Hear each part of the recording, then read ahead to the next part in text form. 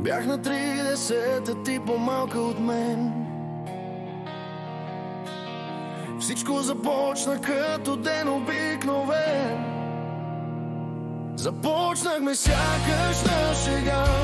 Всичко бе чат и много игра. Минаха дни, месеци дори. Много смях в моята кола.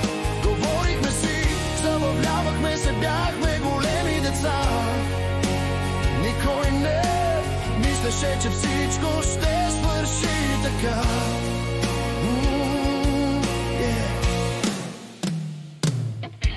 Започнахме с чат в някакъв измислен сайт, без сън и нощи, пак и пак. Нито ти, нито аз мислили сме, че ще се случи всичко това, което се превърна в вода да игра страст. Желания, мечти, мислехме си аз и ти.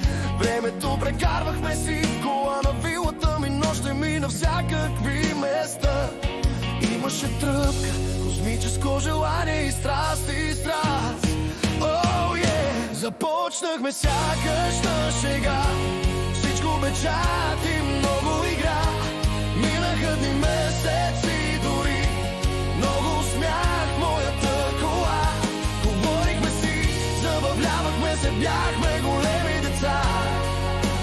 Никой не мислеше, че всичко ще свърши така.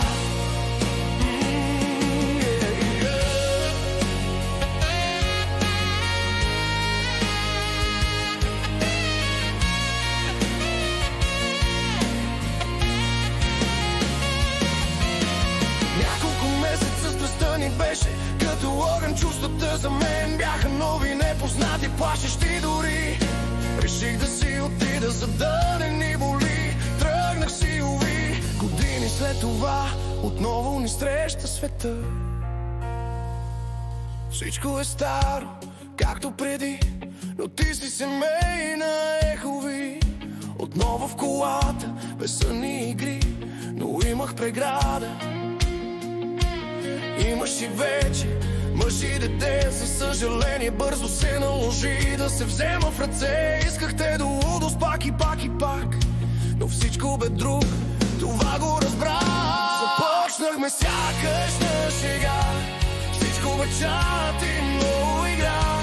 Минаха дни, месеци дори. Много смях в моята кола. Говорихме си, забавлявахме се, бяхме големи деца. Никой не мислеше, че всичко ще свърши така.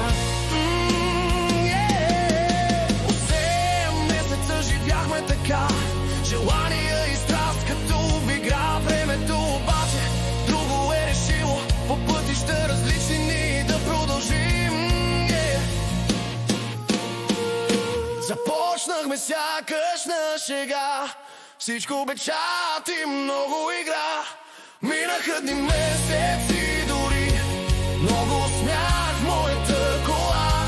Говорихме си, забавлявахме се, бяхме големи деца. Никой не мислеше, че всичко ще свърши така.